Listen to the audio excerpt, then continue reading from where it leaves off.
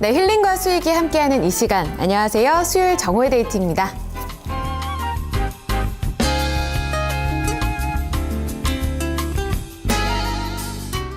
이설아의 엄마로 산다는 것은, 이진아의 마음대로, 또 곽진원의 자랑. 이 세 가지의 공통점을 여러분 아시나요? 아마 오디션 프로그램 좋아하시는 분들은 아실 것 같은데요. 바로 오디션 프로그램에서 최근에 심사위원들의 마음을 뺏었던 출연자들의 자작곡입니다. 최근에 오디션 프로그램에 이미 예전 노래를 리메이킹하는 것에 이어서 뮤지션의 그 자질을 발휘하면서 자작곡을 발표하는 일들이 참 많아졌는데요. 그냥 노래를 부르는 실력이 아니라 내 음악에 내 색깔을 입혀서 그야말로 창의적이고 신선한 음악이 대세로 자리를 잡고 있습니다. 한 번뿐인 인생. 만약 여러분들께서 여러분들 인생에 음악을 입히게 된다면 어떤 리듬 그리고 어떤 제목의 곡이 탄생하게 될까요? 제 인생은요, 늘 12시라는 제목으로 음악을 지어보도록 하겠습니다. 수요일 정오의 데이트도 힘차게 한번 출발해 볼게요.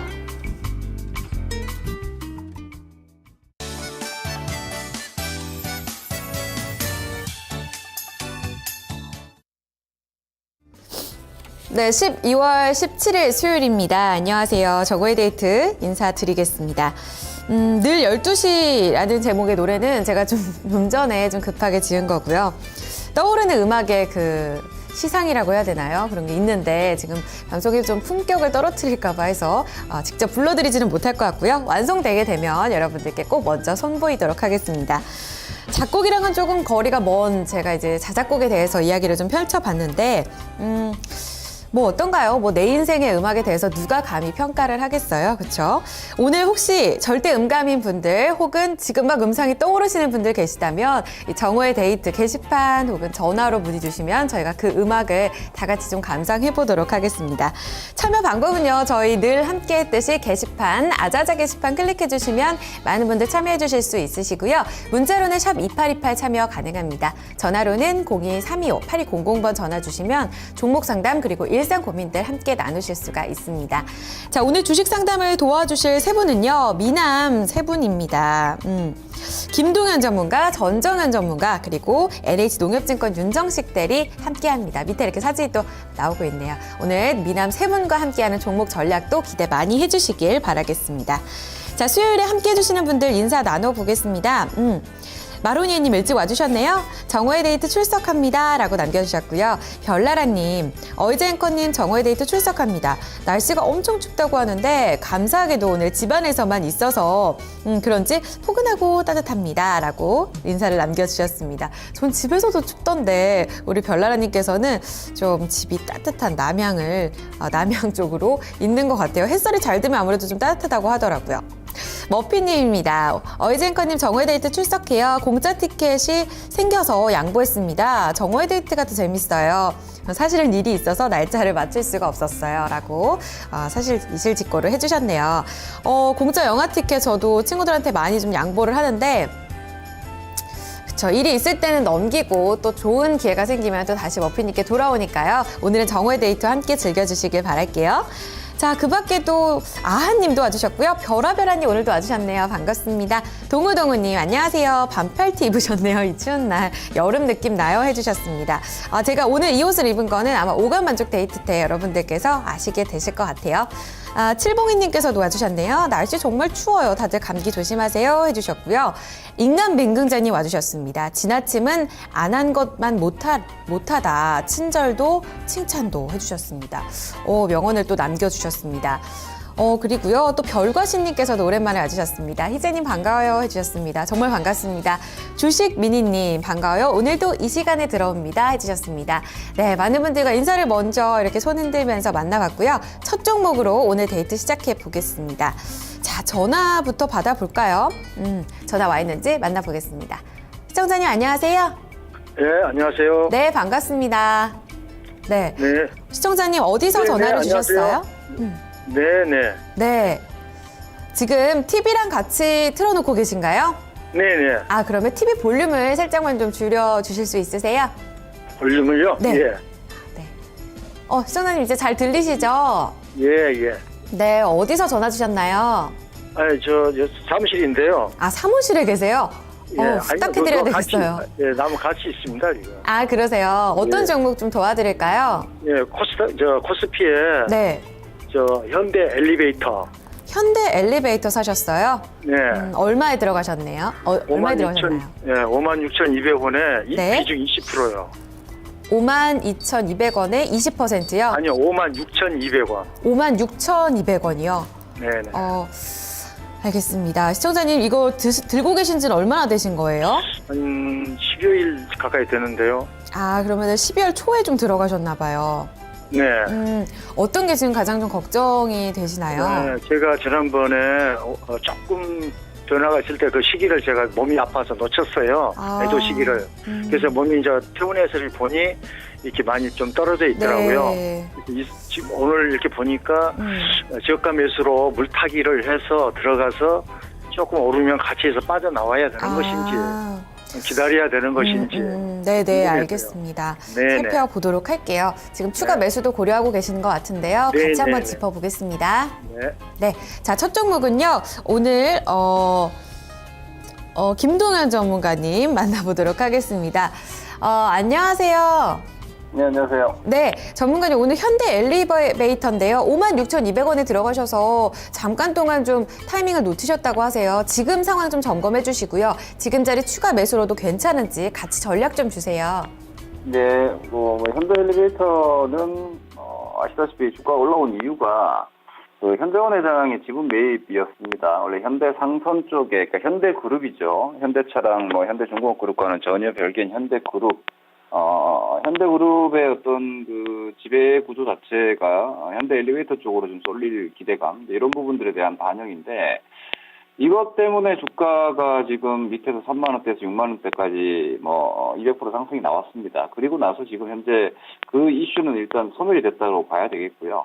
이런 부분들이 장기적으로 어차피 현정원 회장, 지분 매입으로 인한 주가 프리미엄도 일단 붙었고, 그리고 현대그룹의 어떤 구조조정이 어느 정도 현실화되면서 실적에 있어서는 일단 큰 변화는 있습니다.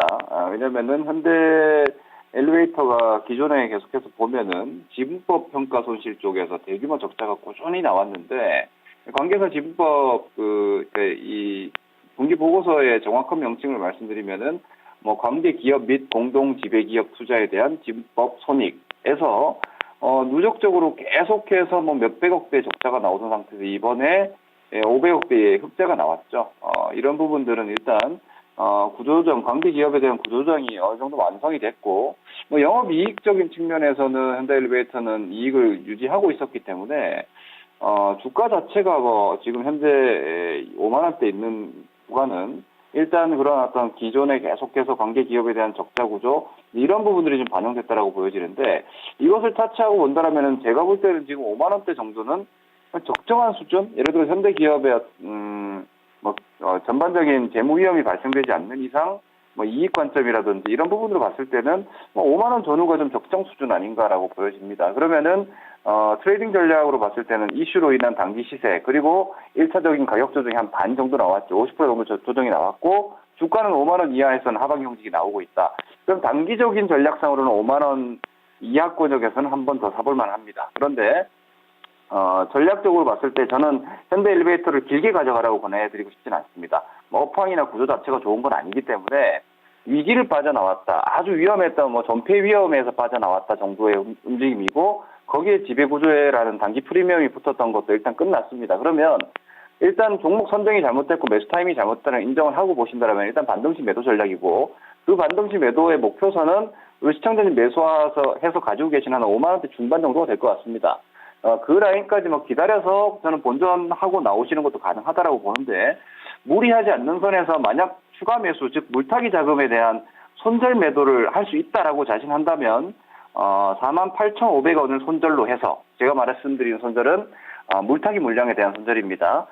추가 매수 물량에 대해서는 48,500원을 손절가로 잡고 한 49,000원대 정도에서 추가 매수해서 48,500원 깨지면 추가 매수한 거는 과감하게 잘라야 됩니다. 그래야지 손실 종목의 비중이 더 커지는 걸 방지하니까 이런 전략으로 해서 일단 반등 시에 목표선은 한 55,000원, 6,000원 정도 이렇게 잡고 길게 가져가거나 다른 종목보다 월등히 뛰어나다 이렇게 볼 대상은 아니기 때문에 일단 높게 샀다. 단등시 매도 전략 이렇게 보시면 될 것 같습니다.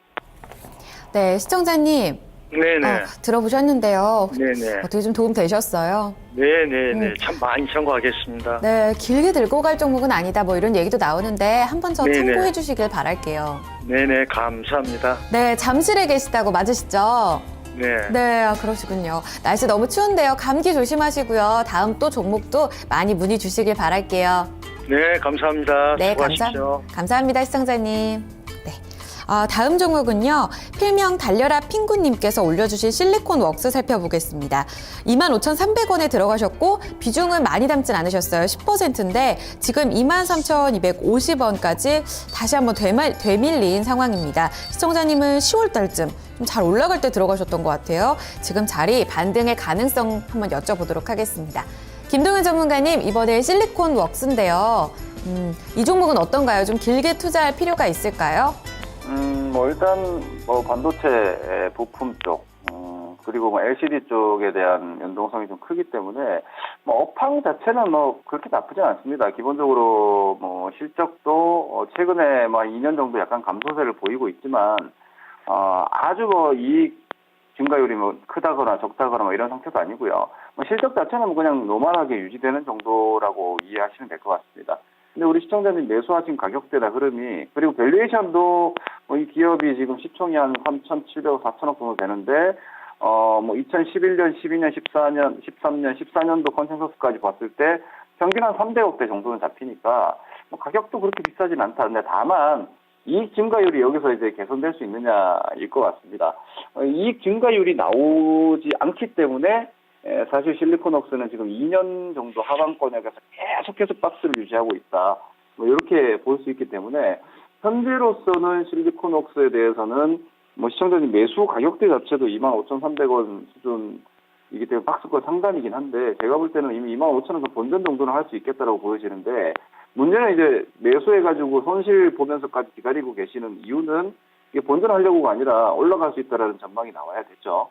그런 관점에서 봤을 때 이 실리콘웍스는 어떤 최소한 분기이익의 개선세가 좀 확인이 된다거나 혹은 이익 컨센서스가 상향 조정이 됐을 때부터 주가가 25,000원 안착 구조로 가지 않을까 싶습니다. 이 움직임은 아무래도 기관 투자자나 외국인 투자자들이 좀 만들어줘야 될 텐데 수급도 지금 좀 정체거든요. 어느 한쪽도 크게 팔거나 사지 않기 때문에 이런 구조로 봤을 때는 주가는 당분간은 25,000원에서 최하단은 2만원, 21,000원인데 그 정도까지 갈 것 같지는 않고요. 한 22,000원대에서 25,000원 정도의 등락을 당분간은 좀 보여줄 거라고 예상됩니다. 이런 움직임을 좀 유지를 하다가 거래량이 지금 평균 거래량이 이 종목이 한 10만 주 정도밖에 안 되죠.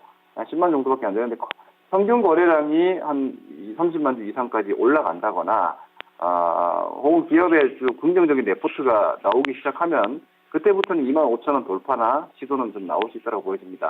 전반적으로 디스플레이 쪽도 그렇고 반도체도 그렇고 업황 자체는 지금 전반 그 중기적인 이익 그래프로 봤을 때 업황은 오히려 좀 더 개선이 될 수 있는 쪽으로 지금 가고 있기 때문에 현재 구간에서는 굳이 손절 매도까지는 할 필요 없어 보이고요.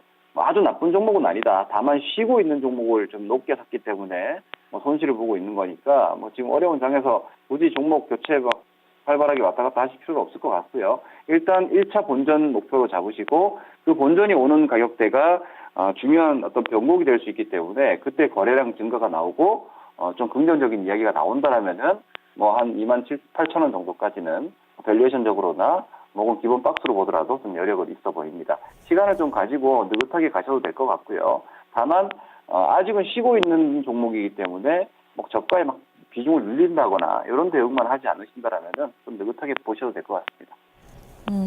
네, 감사합니다, 전문가님.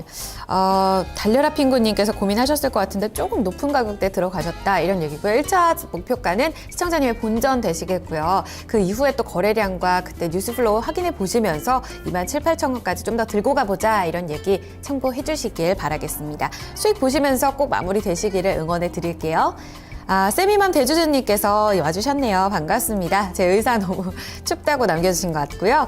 마로니님께서는 이번에 알게 됐는데 취미로 스튜디오에서 촬영을 하신대요. 그래서 모델들이 한여름에 조명 때문에 굉장히 더워한다. 이런 얘기를 남겨주셨네요. 와, 정말 멋진 취미 갖고 계시네요. 저도 사진 굉장히 배우고 싶었는데, 좀 굉장히 프로신 것 같아요. 얼마나 찍으셨어요? 취미 얘기 좀 좀만 더 들려주시면 좋을 것 같아요. 별아별아님께서는 이번에 여행 다녀오셨네요. 밀양, 합천, 의령, 그리고 부산 한 바퀴 쭉 도셨다고. 이번에 쏘가리 매운탕도 드셨다고 하시는데요.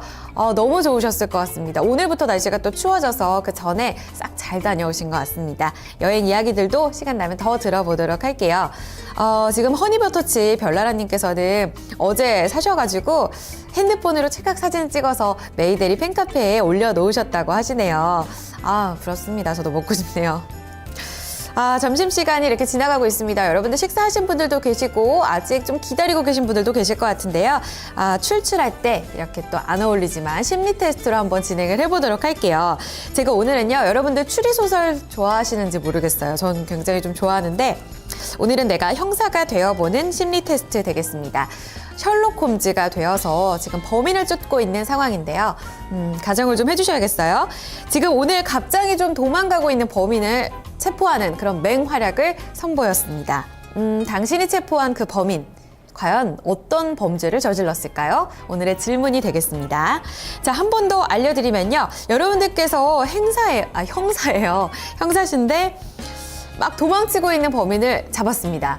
그 범인이 저지른 죄 무엇일까요? 이것이 질문이 되겠습니다. 1번 성추행범, 2번 소매치기, 3번 희대의 마약범, 4번 희대의 사기꾼, 5번 뺑소니범, 그리고 6번은 스토커 되겠습니다. 오늘은 좀 객관식이 좀 범위가 넓은 것 같습니다. 여러분들께서는 몇 번을 또 범인을 잡으셨을까요? 궁금하네요.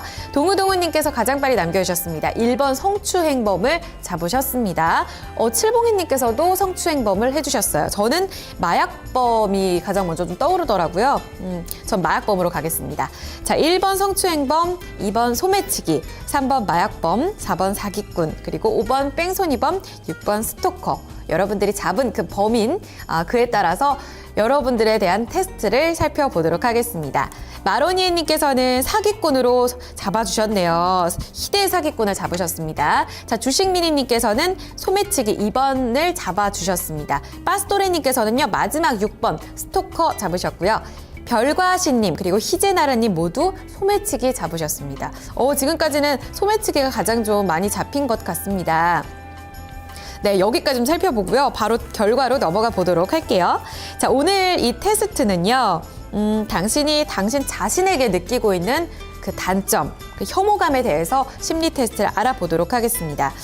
내가 남에게 드러내지는 않지만 내 자신에게 느끼고 있는 그런 싫은 점, 단점이 되겠죠. 오늘도 여러분들의 꿰뚫어서 속을 한번 살펴보도록 하겠습니다. 지금 보니까 마틴 플레이스님께서는요, 5번 뺑소니법을 잡으셨고요. 별아별아님 저랑 비슷하세요. 항상 마약범 잡으셨습니다. 그리고 별나라님께서는 5번, 그리고 하늘나라 그룹님께서도 5번, 머피님도 3번, 인간 맹금자님께서는요, 4번 사기꾼을 잡아주셨습니다. 그렇다면 결과를 한번 볼까요? 1번 성추행범을 선택해 주신 분들, 바로 칠봉이님과 동우동우님 되겠습니다. 1번을 선택한 당신은요, 야한 생각을 자주 하는 자신을 싫어하고 있습니다 라고 나오네요. 괜찮습니다. 뭐 싫어할 것까지 있나요? 이런 생각 자주 할 수도 있죠. 칠봉이님과 동우동우님, 왠지 놀랍지 않은 결과인 것 같아서요. 괜찮습니다. 저희가 위로해드리고 넘어가도록 할게요. 성추행범을 잡으셨는데요. 야한 생각 자주 해주신다고 하셨는데 적당히 해주시기를 바라겠습니다. 자, 2번으로 넘어가 볼게요. 소매치기 해주셨던 분들도 꽤 많으셨어요. 주식미니님 포함해서요. 아까 가장 많으셨던 것 같습니다. 희재나라님, 별과신님 모두 2번 선택해 주셨습니다. 남의 좋은 것을 가져가는 게 바로 소매치기죠. 당신은 남이 잘 되는 것을 굉장히 질투하고 시기하고 있는 자신을 싫어하고 있습니다 라고 결과가 나왔습니다. 어떠신가요? 2번. 자신이 남이 잘 되는 것, 굉장히 배 아파하시는 그런 타입이신가요? 2번을 선택해주신 우리 주식미니님께서 한번 대답을 해주시길 바라겠습니다. 자, 3번은 저를 포함해서 우리 머핀님과 별아별아님께서 마약범을 잡으셨죠? 매일 반복되는 일상에 권태와 짜증을 내면서 지겨워하는 자신, 그런 자신을 미워하고 있습니다. 라고 나오네요. 맞으신가요? 저는 놀랍지 않은데 저는 굉장히 반복되는 거를 좋아하고 있어요. 사실 이런 패턴이 꾸준히 저는 계획적이고 규칙적인 걸 좋아하거든요. 어떠세요? 머피님께서는 일상의 권태를 좀 느끼고 계신 자신을 싫어하고 계신가요? 별아별아님도 궁금하네요. 저처럼 좀 이렇게 단조롭게 큰 등락 없이 사실 것 같은 분인데 어떤지 궁금합니다. 자, 4번으로 넘어가 볼게요. 자, 4번은요, 사기꾼 되겠습니다. 아까 인간맹근자님이셨나요? 사기꾼을 선택해주신 분들. 네, 인간맹근자님 맞으신데요. 사기꾼. 친한 사람에게도 태연하게 거짓말을 자주 하는 자신이 너무 싫습니다. 라고 나오네요. 거짓말 자주 하세요? 저한테 칭찬 자주 해주셨는데 거짓말 자주 하시는 거 아니시죠? 이거는 틀린 걸로 해야 될 것 같습니다. 자, 오늘은 인간맹근자님께서만 4번을 선택해 주셨고요. 그 다음으로 또 많았던 게 5번이에요. 지금 하늘나라 구름님께서 5번을 선택해 주셨고요. 별나라님도, 그리고 별나라님께서도 5번 해주셨습니다. 뺑소니범입니다. 때때로 책임감 없는 자신의 모습을 매우 경멸해하고 있습니다. 책임감. 저는 책임감 없는 제 모습이 굉장히 경멸할 때가 많거든요. 여러분들께서는 어떠세요? 궁금하네요. 6번으로 바로 넘어갈게요. 스토커 잡아주셨던 분도 계시죠? 스토커는요, 사람 혹은 어떤 한 가지 일에 매우 집착하는 당신은 그런 자신에게 실망하고 있습니다. 라고 남겨져 있네요. 자, 아까 6번을 선택해 주셨던 분이 계셨거든요. 제가 갑자기 막 숫자가 막 나오니까 깜빡했는데요. 6번 해주셨던 네, 지금 스토커. 빠스토레님이요. 찾으려다가 하루 다 가겠네요. 빠스토레님께서는 지금 한 가지 일에 너무 집착하신대요. 조금 적당히 해주셔야 될 것 같습니다. 별나라님께서는 틀리대요. 책임감 없는 사람 싫어해요. 라고 남겨주셨습니다. 네, 빠스토레님께서 저예요. 라고 남겨주셨는데, 한 가지 일에 집착하는 당신을 싫어하고 있습니다. 맞으신가요? 오늘 보니까 대체로 좀 안 맞는 것 같고요. 1번만 거의 적중한 것 같아요. 칠봉이님께서 희재씨 놀랍지 않은 결과라뇨. 건강의 상징입니다. 어떤 게 건강의 상징이라고 하시는 건가요? 야한 생각을 하는 게 건강의 상징이라고요? 아닌 것 같습니다. 네, 오늘은 두 분만 정답이 된 것으로 치고 넘어가야 될 것 같네요. 다른 분들은 틀린 걸로 넘어가 보도록 하겠습니다. 누구나 자신이 싫어하는 점이 다 있죠. 남들은 몰라도. 그런 게 나이가 들면서 내가 싫어했던 나의 단점을 더 이렇게 꽁꽁 숨길 때가 참 많은 것 같은데요. 오늘 테스트로 한번 공개를 해봤습니다. 숨기지 말고 오히려 공개하고 고쳐나가면 그게 장점이 될 수 있다고도 하는데요. 오늘 심리 테스트를 통해서 여러분들의 단점을 한번 더 생각해 보시고 이를 고쳐나가 보시면 어떨까요? 오늘 심리 테스트 여기서 좀 마무리를 지어보도록 하겠습니다. 동우동우님께서 막 우시네요. 괜찮습니다. 하실 수도 있죠. 자, 다음 종목으로 넘어가 볼게요. 오늘은요, 지금 5,000크로우님께서 아까 굉장히 속상해하셨어요. 삼성카드 때문에 바로 지금 고민이 좀 많으신 것 같은데요. 이 종목은 조금 후에 올려서 살펴드리도록 하고요. 전화 온 종목부터 살펴드리도록 하겠습니다. 시청자님 안녕하세요. 네. 네, 반갑습니다. 네, 반갑습니다. 네, 어디서 전화 주셨어요? 부산요. 부산에 계세요? 예. 시청자님 근데 사투리가 아니신 것 같아요. 서울 분이신가요? 아니요, 사투리 많이 하는데요. 그러세요? 지금 서울 말이 굉장히 좀 익숙해지신 것 같아요. 시청자님 어떤 종목 때문에 이렇게 전화 주셨어요? 네, 슈피겐 코리아요. 슈피겐 코리아요? 예. 얼마에 들어가셨어요? 82,000원요. 82,000원이요? 예. 비중 어느 정도 담으셨나요? 20%요. 82,000원에 20%. 최근에 넣으신 건가요? 일주일 좀 넘었어요. 일주일 정도요. 이 종목에 들어가신 어떤 특별한 좀 이유 여쭤봐도 될까요? 실적이 좋다 그러고 그렇게 해서 들어갔습니다. 실적 보고. 예. 알겠습니다. 굉장히 좀 새내기 종목에 들어가기가 겁이 날 때도 많잖아요, 시청자님. 그렇죠? 예.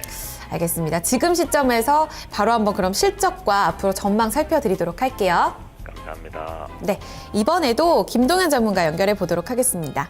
전문가님 안녕하세요. 네, 안녕하세요. 네, 처음처럼 인사를 또 해봤습니다. 슈피겐 코리아인데 이게 새내기 종목인데요. 지금 조금 올라와 있는 상황인데 시청자님께서 들어가셨습니다. 실적 좋다 이거를 믿고 들어가셨다고 해요. 좀 펀더멘탈과 앞으로 전망 살펴주시죠. 네, 일단 뭐 슈피겐 코리아는 그 휴대폰 액세서리 쪽에서는 뭐 거의 글로벌화된 기업 정도, 상당히 해외 쪽에서 인정받는 기업이라고 보시면 되는데, 그래서 뭐 이번 4분기까지는 일단 실적 좋게 나올 겁니다. 상장하고 지금 3분기 실적은 뭐 최대치가 나왔고 아주 좋은 실적 나왔는데 3만 원 되지 않는 공모가였는데요. 지금 현재 뭐 10만 원 목전에 둔 상태까지 왔으니까.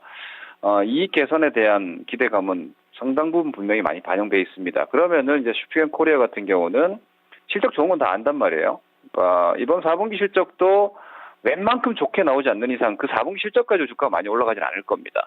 그럼 앞으로 슈피겐 코리아의 주가의 관건은 이 이익 성장세가 유지될 수 있느냐가 관건이 되는데, 저는 사실 이 슈피겐 코리아 같은 경우는 조금은 좀 주의할 종목이다. 특히나 우리 시청자님께서 매수를 좀 높게 하셨다라고 지금 매수 단가를 알려주셨기 때문에 리스크 관리 관점에서 기준은 반드시 필요하다 이렇게 말씀드리고 싶어요. 왜 그러냐면 딱 들었을 때 우리가 받는 어떤 그 이후에 추가적으로 좀 영속적인 성장이라고까지 하긴 그렇지만 좀 더 장기간의 성장이 가능할 수 있느냐에 대한 부분은 이 슈피겐 코리아가 지금 하고 있는 주력 사업, 주력 제품에 대한 진입 장벽이 저는 가장 중요하다고 봅니다.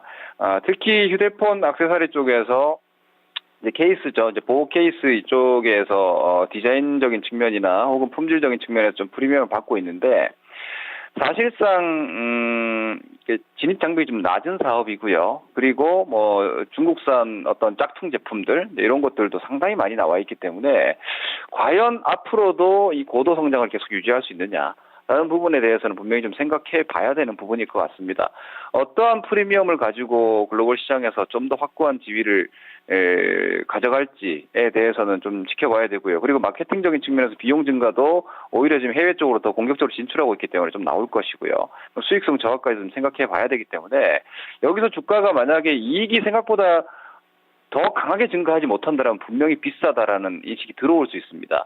뭐 밸류에이션이나 펀더멘탈로 봤을 때는 시가총액 5천억이면은 뭐 연간 추정 지금 구조로 봤을 때는 뭐 P 밸류로 봤을 때는 그렇게 비싸진 않아요. 이익이 아주 빠르게 올라오고 있기 때문에. 그런데 적정한 수준에서도 증가율이 낮아지면 주가는 무조건 빠집니다. 그래서 나중에 낮아지는 실적이 타동화되는 수준까지 밀릴 수 있기 때문에 저는 슈피겐 코리아는 어떤 그 개인 투자자분들이 주식을 사면은 그 주식을 믿고 막 기다려버리는 경우가 종종 있는데, 저는 그 정도 성장은 좀 아닐 수 있다라는 관점에서 경계감은 항상 좀 가져갈 종목이다라고 말씀드리겠고요. 리스크 관리 가격은 저는 종가 기준 8만 원 이탈이면은 일단은 기술적으로도 단기적인 채널들이 이탈되고, 그리고 지금 현재로서는 12월 5일 이후에 올라가면서 거래량이 증가하지 않고 있습니다. 그 말은 이 종목을 위쪽으로 공격적으로 사는 매수가 약해졌다는 얘기이기 때문에 8만 원 종가 기준 일단 리스크 관리는 좀 책정해야 되지 않나라고 보여집니다. 매수가가 82,000원으로 리스크 한 3% 정도니까 종가 8만 원은 일단 손절 잡으시고, 그리고 거래량이 이렇게 말씀드리겠습니다. 30만 주 이상 넘어가지 않는다라면 94,000원 정고점 돌파는 쉽지 않을 겁니다. 그래서 거래량 30만 주 이상이 나온다라면은 뭐 10만 원 한번 볼 수 있다라는 기대감 가지시되, 그게 되지 않는다라면은 9만 원대 정도를 1차적인 목표선으로 잡고 좀 단기 매매로 대응하자 이렇게 말씀드리겠습니다. 네, 시청자님. 예. 좀 참고되셨어요. 예, 그럼 예, 그 전문가님 그 기간은 한 얼마쯤 기다려 보면 될까요? 많은 분들이 시기를. 궁금해하시죠, 기간. 바로 한번 더 여쭤보도록 할게요. 김동현 전문가님, 혹시 네. 기간은 어느 정도 보세요? 결정은 오래 걸리지 않을 것 같습니다. 예를 들어서 8만 원도 지금 멀지 않죠. 종가상 8만 원 이탈되면 손절매도, 예를 들어서 이번 주라도 이탈되면 손절하시는 게 맞고요. 그리고 이 라인에서 8만 원대가 무너지지 않는다라면은 주가가 이달 들어서 저점 찍고 계단식 구조니까 8만 원이면 또 다른 하나의 계단이 만들어지니까 다음 주 정도의 흐름에서도 충분히 나올 수 있겠다. 8만 원이 손절 기준으로 해서 거기가 깨지지 않는다라면은 9만 원 시도도 빠르게 나올 수 있다라고 보시면 될 것 같습니다. 네, 8만 원 이탈하느냐 아니면 치고 올라가느냐 그 여부가 이제 다음 주 중에 좀 짧은 기간 내에 결정이 될 거다 이런 얘기네요, 시청자님. 네, 들어보셨는데요. 더 궁금하신 부분 있으세요? 네, 충분하게 말씀 잘 들었습니다. 고맙습니다. 네, 고맙습니다, 시청자님. 감사합니다. 네. 거래량이 잘 실려야 될 텐데 말이에요. 그렇죠? 거래량 돌파로 시청자님 10만 원까지 좀 좋은 수익 보셨으면 좋겠습니다. 네, 쇼핑앤코리아 살펴드렸고요. 아까 전에 올려드렸던 종목 삼성카드 살펴보겠습니다. 5,000크로님께서 제일모직 상장 하루 앞두고 있는데 주가 연일 빠지네요. 47,000원에 들어가서 40% 갖고 있습니다. 하고 남겨주셨습니다. 김동현 전문가님. 네네. 네, 삼성카드, 그러니까 그룹주가 제일모직 상장 앞두고 계속 정말 빠지거든요. 카드도 이런 영향이 큰 건지 지금 좀 한번 봐주세요. 삼성카드 좀 비싸게 사셨네요. 매수가가 우리 시청자님 47,000원이면은 뭐 어떻게 보면 약간 대응이 안 된 차원인 것 같은데 이렇게 보셔야 돼요. 그러니까 기업의 이벤트는 지나가는 거고요. 기본적으로는 이 주식의 본질적인 어떤 구조, 뭐 이익과 성장, 그리고 삼성카드 같은 좀 보수적인 종목 같은 경우는 배당 성향의 어떤 변화, 이런 어떤 주식의 본질적인 분석으로 돌아가게 되는데, 이런 관점에서 삼성카드는 이번 제일모직의 상장 그리고 삼성의 지분 구조 관련한 기대감으로 단기간에는 분명히 프리미엄이 좀 붙었었습니다. 기존의 평균적인 주가 밸류를 좀 초과 달성하는 주가의 움직임이 나왔는데, 이제는 그 이벤트는 소멸이 됩니다. 이미 소멸됐다라고 보시는 게 맞고요. 내일 상장돼가지고 제일모직이 올라간다고 해도 이미 고주 매출은 다 나왔기 때문에, 여기에 대한 프리미엄은 이제 별로 기대하지 않으시는 게 좋고요. 그것 때문에 만약 기다리신다면은 당장이라도 매도를 하는 게 맞고, 다만 이제 삼성카드의 실적이라든지 혹은 배당 성향의 변화 기대감인데, 실적은 사실상 큰 변화는 없어요. 왜냐하면 경기의 흐름에 좀 민감할 수밖에 없는데, 지금 최근에 실물 경기가 좋지 않으면서 사실상 카드 매출에서 제일 크게 차지하는 부분은 고가 임의 소비재 쪽이 대단히 많습니다. 물론 생필품이라든지 이런 쪽의 매출도 크지만 그것은 꾸준하게 캐시카우 역할을 하는 것이고, 실질적으로 이익 증가율을 높이는 부분은 말씀드렸던 자동차에 대한 할부라든지 이런 부분들에서 고가 임의 소비재 쪽에서 매출이 늘어나느냐가 관건인데, 지금 그 부분에서는 좀 정체 내지는 약간 후퇴하고 있는 상태라서 실적이 그렇게 강하게 좋아지는 구조는 아니에요. 그러면은 적정 밸류 수준으로 따진다라면은 한 4만 원대 초중반에서 왔다 갔다 하는 게 삼성카드로서는 가장 일반적인 주가 레벨이라고 보시면 되고요. 그러면 매수가가 47,000원일 경우에 지금은 어떤 선택을 하느냐?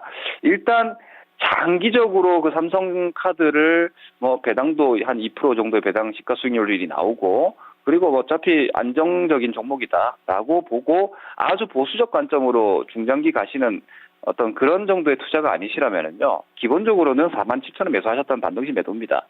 반등시 매도인데, 저는 이렇게 말씀드리고 싶어요.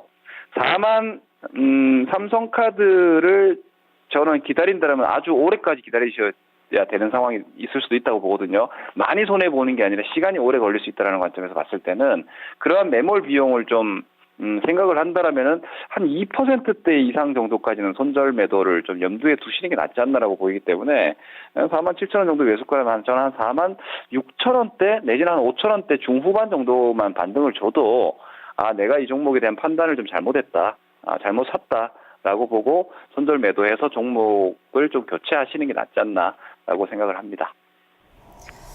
네, 감사합니다. 지금 너무 높을 때 들어가셨다 이런 얘기도 있네요. 시청자님 좀 매수 가격대가 좀 어려우시지 않으셨을까 싶어요. 좀 높은 가격대인데 45,000~46,000원 정도 반등을 두고 그 자리에서 좀 종목 교체를 해보자라는 전략이니까요. 한번 참고를 해주시길 바라겠습니다.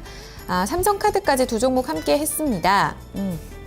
어제요, 이런 뉴스가 또 있었습니다. 이병헌 협박 사건, 많은 분들 관심이 정말 컸던 사건인데요. 여기에 판결이 나왔습니다.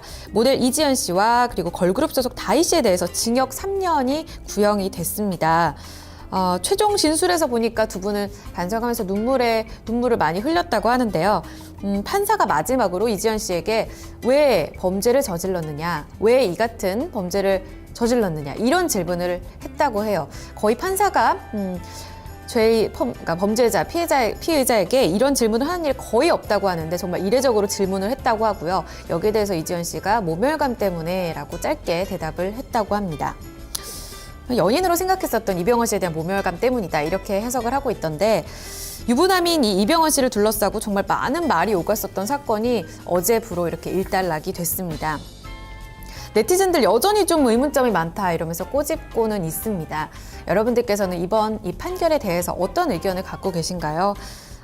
저는 아직 잘 모르겠습니다. 진실은 이민정 씨의 트위터에도 이렇게 남겨 있었죠. 모든 진실은 신만이 안다, 신만이 아신다 이렇게 남겼었는데요. 그 말이 맞는 것 같습니다. 지금 보니까 마로니에님께서요. 경기도 고양시 일산 5일장 열리는 날이네요. 이렇게 남겨주셨어요. 제가 알기로 마로니에님께서 수원 사시는 걸로 알고 있는데 경기도 고양시 내일 5일장이 열린다고 남겨주셨어요. 가시나요? 궁금하네요. 저도 5일장 안 가본 지 되게 오래됐는데 요즘도 이런 게 많이 열리나 봐요. 추억 이렇게 향수 시간에 한 번 더 이렇게 5일장에 대해서 짚고 넘어가면 더 좋을 것 같습니다.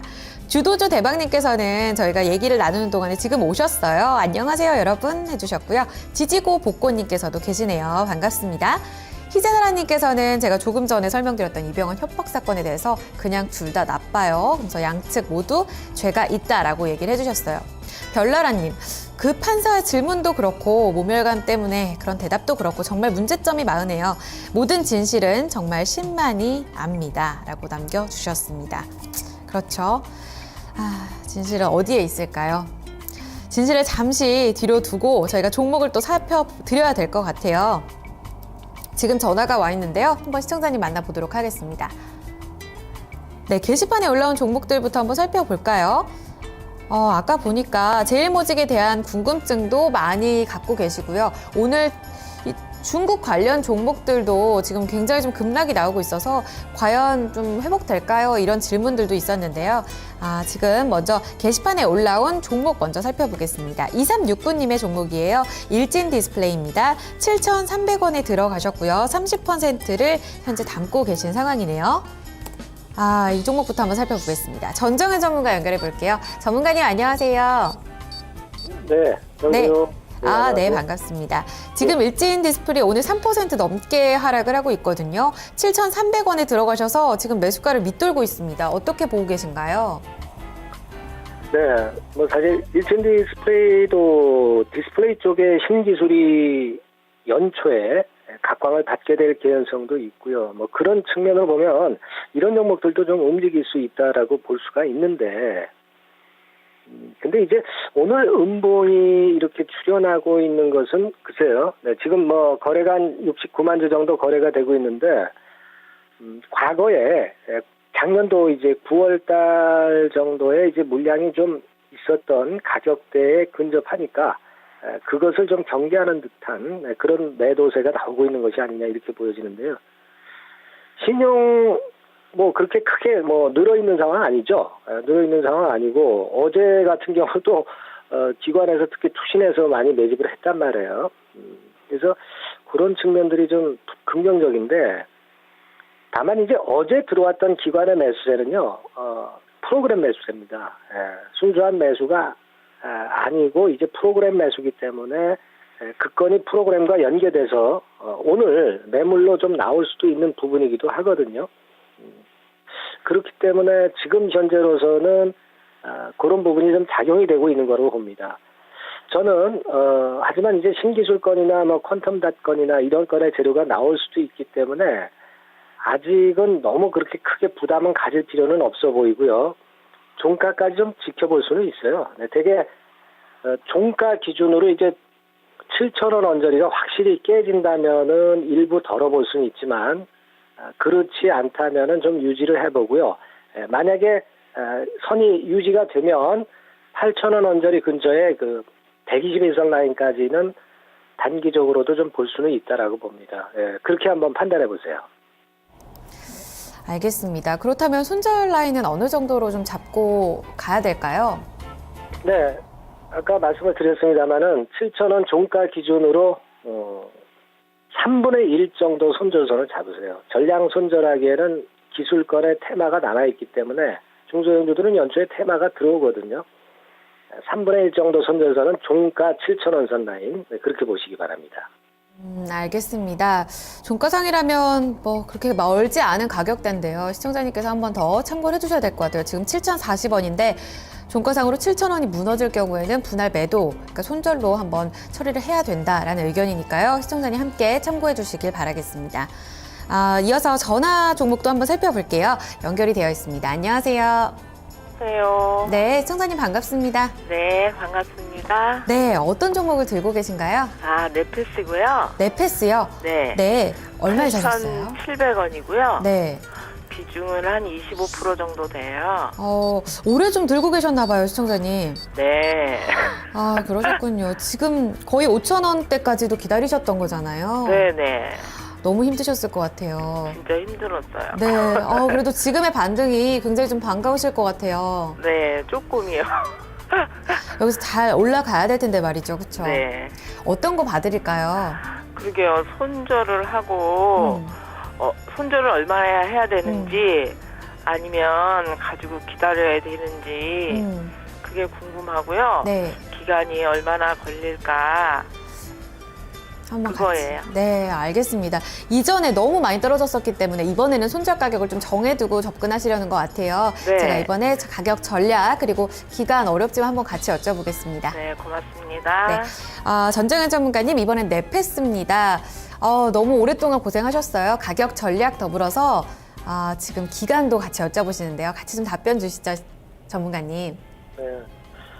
넷패스는 실적에 대한 모멘텀이 지금 존재합니다. 그래서 아직까지는 이제 손절한다고 생각하시면 안 되고요. 되게 손절선을 이제 굳이 잡으신다면 종가로 한 7,400원 선 정도로 완벽히 무너질 때 그때 손절을 한다. 뭐 이렇게 보시는 게 좋아요.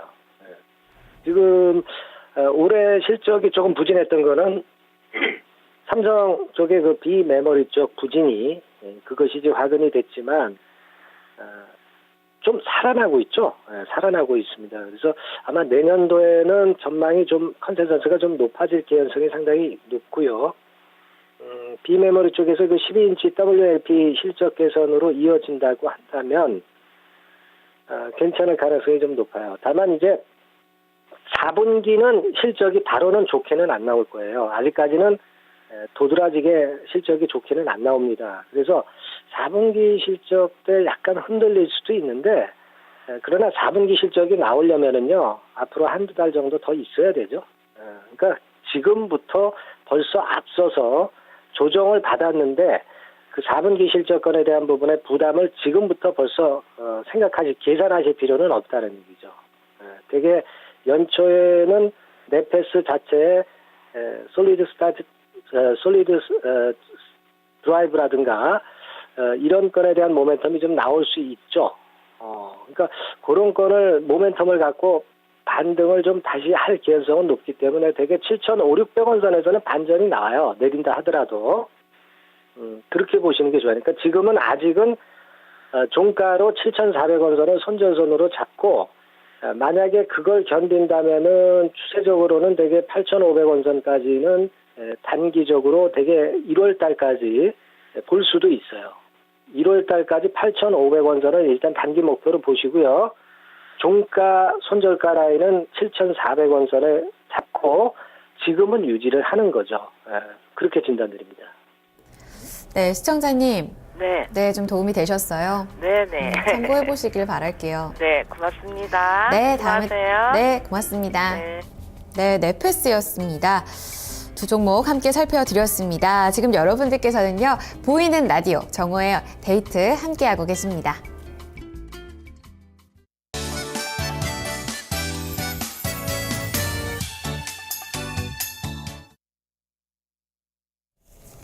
네, 오감만족 데이트로 넘어가 볼게요. 오늘은요, 5일장 얘기를 많이 남겨주셨는데요.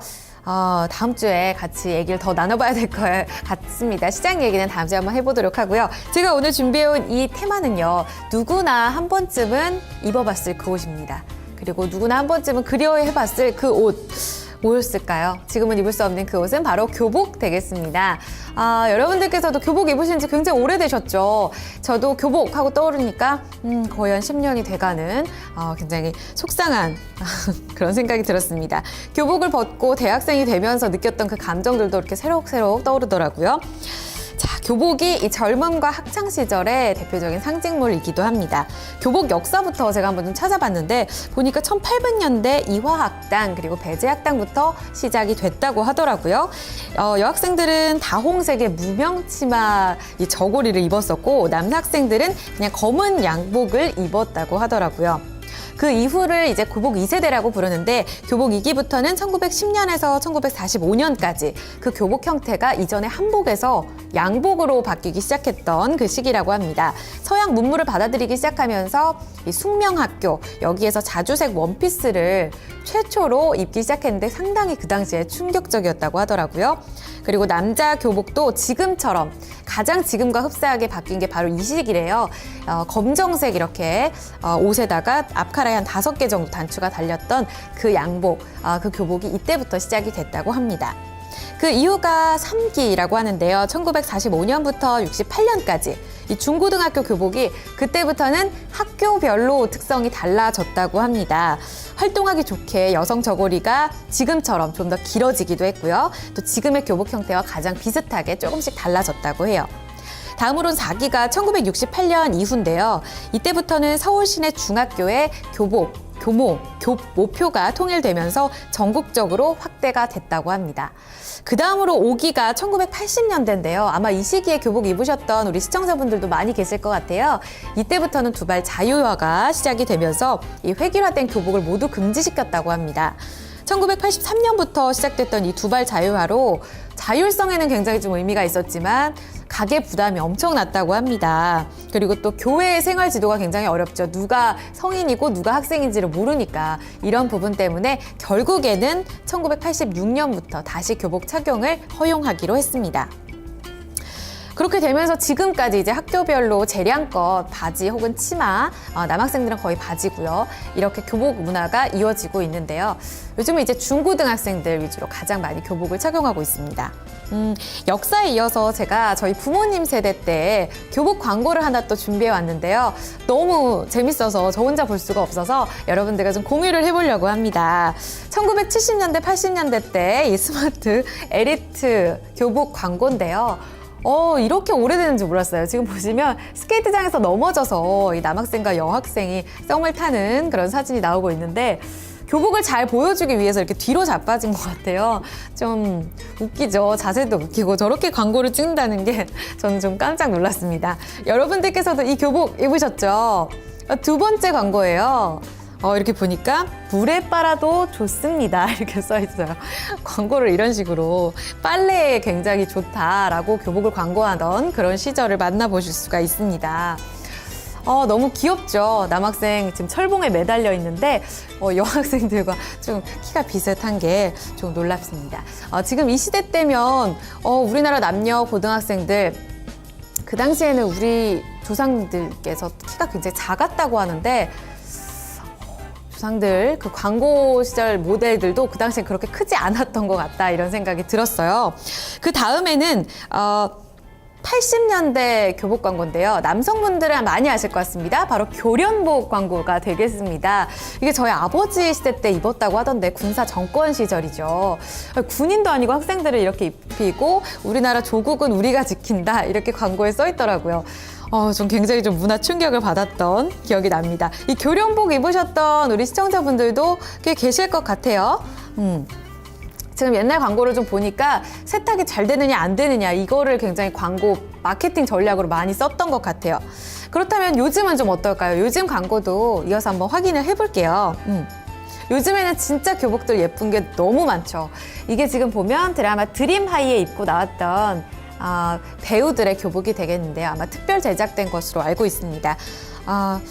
이 밖에도 또 그룹 에이핑크가 교복 선전을 하면서 나오는데 요즘 마케팅을 보면 좀 달라진 걸 아실 수가 있을 것 같아요. 이게 교복일까요? 저게 교복이야? 싶을 정도로 너무 패셔너블한 그런 교복을 만나보실 수가 있는데 요즘에는 사복처럼 사복인 듯 사복 아닌 듯 이렇게 세련되게 나와서 특별히 줄이지 않아도 몸에 굉장히 예쁘게 피팅되는 그런 교복들이 대세라고 합니다. 아무래도 많이 줄이고 이렇게 손해 보다 보니까 아예 교복 직물 회사죠. 여기 회사에서도 일부러 미리 좀 피팅돼서 나온다고 하는데요. 라인이 예쁜 교복이 정말 대세라고 합니다. 저희 때도 교복을 좀 많이 줄여서 입었던 것으로 기억이 나는데 여러분들께서는 이게 대세셨는지 모르겠어요. 이렇게 저희는 하얀 셔츠를 가운데부터 이렇게 풀러 입어서 안에다가 티셔츠를 같이 입는 그런 게 굉장히 유행이었거든요. 그래서 하복에 지금 이렇게 하복 패션 같은 이런 느낌이었는데 걸리면 선생님들한테 엄청 맞아가지고 이게 왜 안 되는지 정말 이해가 안 될 정도로 많이 혼났던 기억도 나는데요. 제가 부모님들께 한번 여쭤봤어요. 그 당시에도 이렇게 패션 뭐 트렌드 이런 게 있었느냐 하고 여쭤봤더니 그 교련복을 아버지께서 바지를 굉장히 내려 입어서 엉덩이가 보일 정도로 입었다고 하시더라고요. 그게 좋았어. 그때는 유행이었어. 이렇게 하셨는데 보는 사람들은 그다지 좋지가 않았을 것으로 저는 생각이 듭니다. 이렇게 왜 내려 입었을까요? 지금 빠스토레님께서도 교련복은 준비해가지고 학교에 가는 것이고 다른 반 친구들 거 빌려 입는 게 기본이었어요. 정작 내 건 하도 입어서 새 거와 같은.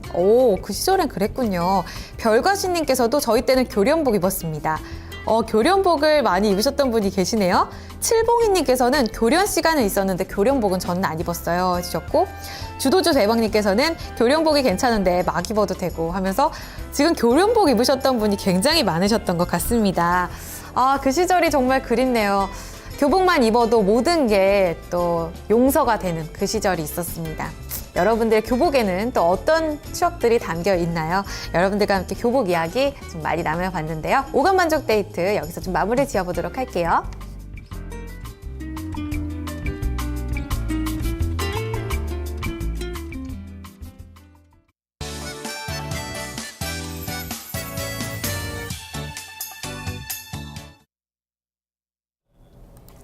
네, 종목 사연으로 좀 넘어가 봐야 될 것 같습니다.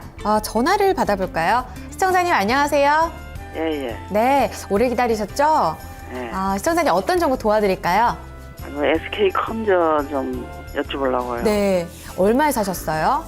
7,550원에 샀는데요. 7,550원에 몇 %예요, 시청자님? 20% 샀는데 오늘 왜 이렇게 빠져요? 말씀대로 오늘 거의 5% 가까이 빠지는데 네, 원인과 더불어서 지금 앞으로 전략 한번 자세하게 바로 여쭤봐 드릴게요. 네, 잠시만 기다려주세요. NH농협증권 윤정식 대리 연결해 보겠습니다. 대리님 안녕하세요. 네, 안녕하세요. 네, SK컴즈 오늘 좀 추가적으로 너무 많이 빠지는데요. 원인 그리고 전략 어떻게 가져갈까요? 네, 사실 SK컴즈가 금일 특별히 무슨 문제가 생겨서 주가가 많이 빠진다라고 보시기는 좀 힘들 것 같고요. SK컴즈는 최근에 조금씩은 그래도 횡보하는 그런 모습들, 그리고 상승하고서는 좀 횡보하는 모습들 보여주면서 여기서 다시 상승 모멘텀을 만들지 않을까라는 기대감들이 좀 있었습니다. 하지만 금일 빠지는 건 특별한 이유라기보다는 코스닥 쪽에서의 수급이 좀 좋지가 않습니다. 코스닥 지수 자체는 1.3포인트 정도 빠지고 있지만 지금 대부분을 지금 게임 업종 쪽에서 컴투스, 게임빌, 웹젠과 같은 시가총액이 큰 그런 게임주들이 상승폭이 크기 때문에 지수가 좀 덜 빠지는 것처럼 보이는 이런 좀 착시 효과가 있는 거고요. 사실은 대부분의 종목들, 상당히 많은 종목들이 좀 하락을 하고 있어서 시장의 영향을 오늘은 SK컴즈가 많이 받는다라고 보시면 될 것 같습니다. SK컴즈는 사이메라라는 그런 마케팅 전략을 가지고서는 그쪽에 대한 기대감이 좀 많았습니다. 그렇기 때문에 10,000원이 넘는 주가까지 좀 많이 올라갔었고요. 그 사이메라에 대한 그런 모멘텀이 기대감이 조금은 꺾이면서 이제 좀 주가가 많이 하락을 하는 그런 모습들이었습니다. 하지만 사이메라에 대한 그런 문제가 생긴 게 아니고요. 사이메라는 200개국이 넘는 전 세계 대부분의 국가에 서비스하는 만큼 시스템 안정화를 위해서 시간이 조금 더 지연됐다고 보시면 될 것 같습니다. 이 사이메라를 라인처럼 키우고 싶은 게 이제 SK컴즈의 목표인데요. 그런 부분이 어느 정도 이루어질지를 보시면 될 것 같고요. 이 대주주가 SK 플래닛인 만큼 인터넷 쪽으로, 모바일 쪽으로는 굉장히 좀 안정적으로 그런 운영이 될 수 있을 것으로 보여지기 때문에 지금 가격에서는 좀 지지선은 좀 잡아드려야 될 것 같습니다. 61선, 그러니까 6,750원 정도를 손절 가격으로 잡으셨으면 좋겠고요. 종가 기준으로 이 가격 밑으로 간다면은 단기적으로는 그 밑에까지도 6,000원대 초반까지도 또 밀릴 수가 있기 때문에 61선 정도를 손절 라인으로 잡으시고 대응을 하셨으면 좋겠고요.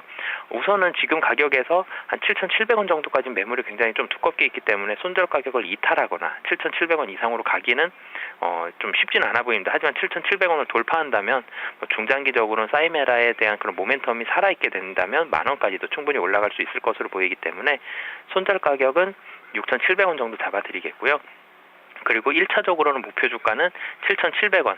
중장기적으로 보신다면 중간에 매물대도 없고 그 모멘텀이 살아있게 된다면 10,000원까지도 보셔도 좋을 것 같습니다.